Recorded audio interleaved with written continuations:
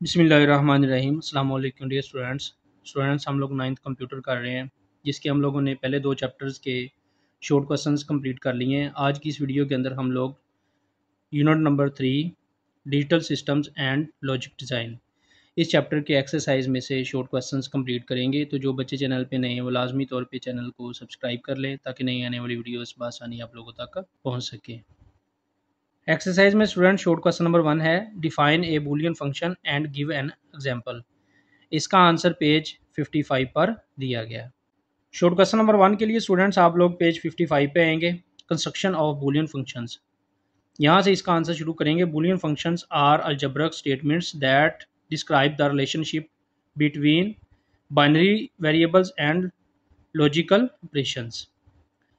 These functions are particularly important for digital logic design and are employed in formation of various digital circuits, which are the basis of current computers, mobile phones and even simple calculators।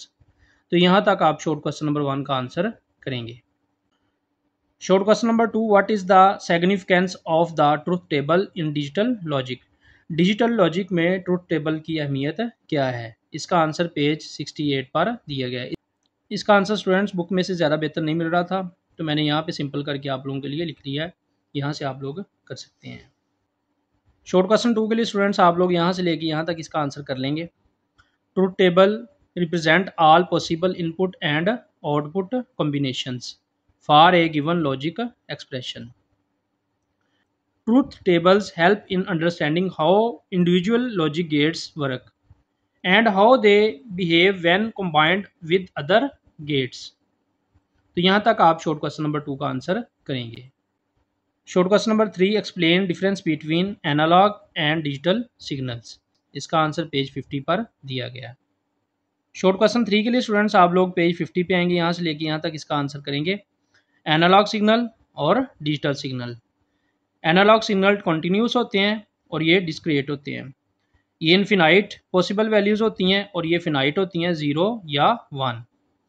Example, इसकी example है sound waves और इसकी example है binary data in computers. तो यहाँ तक आप इसको कंप्लीट करेंगे।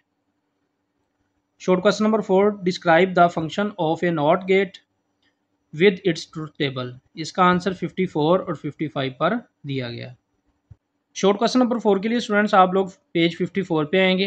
ये टेबल आप लोग करेंगे, truth table for not operations, ये वाला ट्रुथ टेबल करेंगे और इसके बाद पेज 55 से इसकी एक्सप्लेनेशन करेंगे। पेज 54 से टेबल करने के बाद आप लोग पेज 55 पे आएंगे। यहाँ से इसकी एक्सप्लेनेशन करेंगे। When the input A is 0 the output P is 1।